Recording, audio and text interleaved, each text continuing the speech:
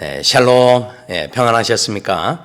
하나님께서 오늘 우리에게 주시는 말씀은 누가복음 22장 14절부터 23절까지의 말씀입니다. 우리가 생활하다 보면 그 생활에서 여러 가지 아이디어들을 얻게 되는데요.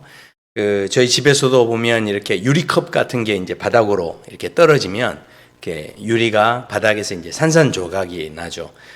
그런데 만약에 진흙덩어리 같은 게 이렇게 떨어진다면 진흙은 이렇게 부서지지 않습니다. 그냥 탁 달라붙는 거죠. 그런데 공 같은 경우는 어떻습니까? 공은 던지면 바닥에 뭐 달라붙지도 않고 또 깨지지도 않고 오히려 이렇게 튀어 오릅니다. 그래서 이제 이 튀어 오르는 것에 대해서 이 공이 가지고 있는 이 회복 탄력성이 있다. 이제 이런 이야기를 하죠. 이것을 우리의 이제 인생과 비교를 한다면 역경지수라고 그렇게 이야기를 합니다. 그래서 급변하는 이 시대 속에서 우리가 이 시대를 살아갈 때 지능지수가 필요하죠. IQ가 필요하고 감성지수가 필요합니다. 그래서 EQ라고도 이야기하고요. 관계지수가 필요합니다. 그런데 이런 것만 가지고는 이 땅에서 우리가 승리하는 인생 될 수 없다라는 것이죠. 우리가 정말로 필요한 것이 있다면 다시 일어나고 다시 회복할 수 있는 AQ가 필요하다라는 것이죠. 우리가 여러 가지 그 어려운 가운데 있을지라도 다시 회복할 수 있다면 얼마나 그것이 귀한 일이겠습니까? 특별히 하나님과의 관계에 있어서 우리가 깨어졌던 그 모든 관계가 다시 회복될 수 있는 그 은혜가 바로 예수 그리스도에게서 우리에게 주어진 은혜였습니다. 그렇기 때문에 오늘 본문의 말씀을 보면 우리 기존의 몸을 가지고는 절대로 하나님께 나아갈 수 없었지만 그러나 6월절의 어린 양이 되시는 예수 그리스도를 통하여서 우리가 하나님과의 관계가 회복되어지고 또 다시 하나님 앞에 일어설 수 있게 되는 그런 놀라운 은혜가 있었다라는 것이죠. 14절에 보시면 때가 이름에 예수께서 사도들과 함께 앉으사 이르시되 내가 고난을 받기 전에 너희와 함께 이 6월절 먹기를 원하고 원하였노라. 예수님께서 이 6월절을 함께 나누시기를 원하고 원하였다. 예수님께서 왜 이렇게 이것을 간절히 원하셨을까요? 결국은요, 이 말씀을 보면 이 제자들은 이 6월절을 함께 나누시려고 하는 예수님의 뜻을 정확히 알지는 못했던 것 같습니다. 그런데 예수님께서는 이 때가 이름에라고 그렇게 말씀하시죠. 그리고 이 6월절 먹기를 원하였노라. 6월절 먹기를 원하였노라. 마치 우리가 그 학교에서 공부를 하면 어느 과정을 다 마치고 나면 마지막에 종강 파티 하는 것처럼 그래서 이제 모든 12지파의 시대가 끝나지고 사도 시대가 열려지게 되는 그 놀라운 삶의 분기점이 바로 오늘 이 사건인 것을 우리는 생각할 수가 있습니다. 왜냐하면 예수님께서 이렇게 표현하시죠. 사도들과 함께 앉으셨다. 더 이상 제자라고 표현하지 않고 사도라고 표현을 합니다. 그렇기 때문에 12지파의 이스라엘 시대가 지나가고 이제 예수 그리스도의 이 사도 시대가 열려지는 놀라운 출발이 오늘 본문에 소개되고 있습니다. 특별히 우리 인생 가운데 더 이상 옛 언약, 옛사람의 모습은 벗어버리고 새 언약의 시대가 열려졌다 하는 분기점이 된다라는 것이죠. 그래서 오늘 말씀해 보면 다시 먹지 아니하리라. 이 6월절 식사는요, 다시 반복되지 않아도 된다라는 것입니다. 예수님께서 십자가 지심으로 친히 당신께서 어린 양 되셔서 죽으셨기 때문에 이것을 다시 반복하지 않아도 되는 바로 마지막 만찬이다라는 것이죠. 18절에서도 하시는 말씀이 동일한 맥락에서 우리에게 주시는 그런 말씀입니다. 그런데 생각해 보십시오. 예수님께서 피 흘리심으로 6월절이 완성되고 이제 하나님 나라가 임하게 되는데 제자들에게 뭔가를 이렇게 해야 할 일들을 막 이렇게 남겨두신, 그래서 너희가 이제 앞으로 이런 일을 해라. 이 6월절에 식사를 나누시면서 그런 이야기는 전혀 하지 않으셨다는 거죠. 이 6월절 사건은요, 정확하게 말하면 제자들에게 어느 한 가지도 일을 남겨두지 않으시고 예수님께서 이것을 완벽하게 이루시는 모든 이 회복의 은혜를 이 십자가에서 그 어떤 것도 대신할 수 없는 것으로 완벽하게 이루시고 성취하시는 마지막 사건이었다 하는 것을 오늘 말씀을 통해서 우리는 확인하게 됩니다. 그래서 예수님께서 떡을 떼시며 이것이 내 몸이다 하시고 또 저녁 후에 잔을 주시면서 내 피로 세우는 새 언약이다 이렇게 말씀을 하십니다. 그렇다면 이 말씀에서 우리가 찾을 수 있는 이 성찬식의 의미는 무엇이겠습니까? 결국은요, 예수님께서 제자들에게 지금 몸을 주시고 또 잔을 나눠주시고 떡을 나눠주시는 이 모든 것을 통해서 결국 우리가 이루어가는 하나님의 나라는 우리 제자들이 뭔가를 해야 되고 노력해야 되고 최선을 다해야 되고 그런 나라가 아니라는 거죠. 우리가 뭔가를 해서 이루는 나라가 아니라 온전히 예수 그리스도 안에서 주님만이 이루실 수 있는 그런 나라다 하는 것을 말씀합니다. 그래서 오늘 이 잔을 나누실 때 예수님께서 17절에 보면 이에 잔을 받으사 감사기도 하시고 이르시되 이것을 갖다가 너희끼리 나누라 그렇게 말씀합니다. 이 성찬식을 나눌 때 그 핵심을 실은 그 어디에 있는 것보다 우리가 주목해야 하는 것은 예수님께서 이것을 가지고 감사하셨다라는 것이죠. 감사는 축복을 받은 다음에 표현하는 게 아닙니다. 오늘 말씀에서 보면 뭔가 다 이루어진 다음에 이 감사를 표현한 게 아니고 십자가 사건을 이제 앞두고서 마지막 만찬을 하시면서 하나님 앞에 감사의 표현을 했다라는 것이죠.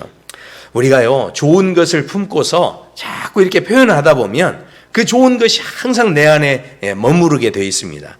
그래서 이 성찬을 영어로 유카리스트라고 그렇게 이야기를 하는데 그 뜻이 바로 이 감사라 하는 그런 뜻입니다. 그래서 성경에서는 해가 지기 전에 분을 품지 말라 그렇게도 말씀하죠. 우리 안에 무엇을 품었느냐에 따라서 그것이 우리에게 늘 이렇게 머물러 있다라는 것이죠. 어떤 상황에서든지 분노하거나 폭력적이거나 그런 나쁜 것들은 우리의 마음속에서 그냥 그날 하루가 지나가기 전에 그냥 패스시켜버리는 겁니다. 그것이 우리 안에 머물러 있지 않도록 완전하게 털어내 버려야 한다는 것이죠. 고난이 없는 그런 인생이 어디 있겠습니까? 그럼에도 불구하고 우리가 이 감사를 표현할 때 이 감사에 감사를 더하시고 감사를 더 풍성하게 만들어 가시는 하나님의 은혜가 있음을 우리는 생각해 보게 됩니다. 오늘 이 6월절 마지막 만찬에서 예수님께서 감사하셨던 그 내용을 따라 우리가 인생을 살아갈 때 너무 힘들고 어렵죠. 그러나 그런 가운데서도 감사의 내용이 늘 내 몸 안에 머무르게 하는, 그래서 정말 우리 영과 육이 다 회복되어지는 그런 놀라운 은혜가 있게 되길 소원합니다. 결국 여호와를 경외하는 자에게는 하나님께서 지혜를 주신다 그렇게 말씀하셨습니다. 지혜라는 것이 뭘까요? 그렇습니다. 우리가 살아가는 날들이 어떻게 힘이 안 들겠어요? 어떻게 늘 좋기만 하겠습니까? 늘 우리가 힘들고 어려운 것이 사실입니다. 하지만 생각해 보십시오. 똑같은 일도 우리가 어떤 마음으로 품느냐에 따라서 우리 안에서 그것이 생명으로 얼마든지 역사할 수 있다라는 것이죠.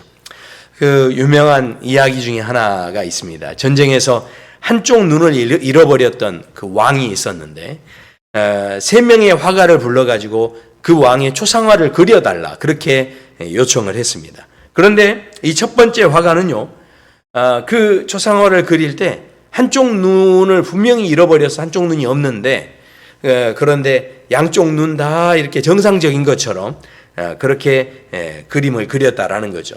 보기는 굉장히 좋았습니다. 그러나 진짜는 아니었죠. 왜냐하면 한쪽 눈을 이미 잃었기 때문에 그렇습니다. 두 번째 화가는요, 이것을 그래 거짓말하면 안 되지 하면서 아주 사실적으로 그렸습니다. 그래서 한쪽 눈은 떠 있는데 한쪽 눈이 애꾸눈이 돼 있는 이제 그런 모습을 그렸습니다. 그런데 사실이기는 했지만 그러나 그 그림을 볼수록 이 왕의 마음이 기분이 나쁜 겁니다. 세 번째 화가는 어떻게 그렸느냐? 세 번째 화가가 그린 그림을 보고서 이 왕이 그 화가를 크게 칭찬했다라고 그렇게 이야기합니다. 이 화가는요, 건강한 눈이 있는 그 옆모습을 그리는데 이 왕이 저 멀리를 쳐다보면서 그 뭔가 꿈을 향해, 이상을 향해, 뭔가 목적을 향해 진취적인 그런 그 눈을 뜨고서 그것을 보고 있는 그런 모습, 아주 생기 있는 그런 모습을 그렸다라는 것이죠. 사실적으로도 그렸습니다마는 그러나 애꾸눈은 이렇게 감춰주고 그리고 온전한 눈을 그리면서 이게 거짓도 아니었고 또 그 애꾸눈은 가려주면서 그 왕의 그 모습을 아주 역동적으로 그렇게 그려줌으로 인해서 칭찬을 받았다라는 거죠. 결국은요, 지혜라는 것은 그저 사실을 사실대로 말하는 그것이 아니라 우리 안에서 정말로 우리 안에서 일처리 방법들을 정말 지혜롭게 하는 것이죠. 사람들의 마음을 상하지 않고도 얼마든지 우리가 일할 수 있는 방법들이 있는데 결국 그런 좋은 아이디어들이 어디서 나오겠습니까? 늘 하나님을 경외하는 마음, 하나님 앞에 감사하는 마음, 이런 감사하는 마음들이 이 안에 채워지다 보면 그 감사가 머무르게 되고 내 삶에서 그 감사가 실은 나중에 드러나지 않을 수가 없는 거죠. 늘 분노하고 불평하다 보면요, 늘 책망하고 또 뭔가 지적하고 뭐 이런 쪽으로만 실은 사람이 발달을 할 거예요. 그런데 우리 안에서 하나님 앞에 감사의 표현들, 오늘 예수님께서 유월절을 기념해서 너희가 늘 이 날을 기억하고 지키기를 원한다라고 말씀하시는 것은 우리 안에 이제 다시는 유월절 어린 양을 드릴 필요는 없지만 그러나 예수 그리스도께서 우리를 회복시켜 주신 그 놀라운 회복의 은혜가 우리의 삶에 영과 혼과 육의 모든 분야에서 역사하는 생명으로 나타나기를 원하셨기 때문에 이것을 기억하게 하셨고 이것을 기념하게 하셨고 기념할 때마다 감사하게 하셨다라는 것이죠. 이 놀라운 회복의 은혜가, 감사의 은혜가 저와 성도 여러분의 이 마음속에 가득히 역사하고 또 그 안에서 생명을 드러내는 그런 복된 또 삶이 되시기를 축원합니다. 기도하겠습니다. 아버지 하나님 감사합니다. 오늘 말씀을 통하여서 우리에게 회복의 은혜를 허락하여 주시는 주님, 우리 힘으로 우리 노력으로 회복되는 것이 아니고 오직 하나님의 나라는 예수 그리스도께서만이 그 나라를 회복시키실 수 있음을 오늘 말씀을 통하여 다시 한번 보게 하시니 감사합니다.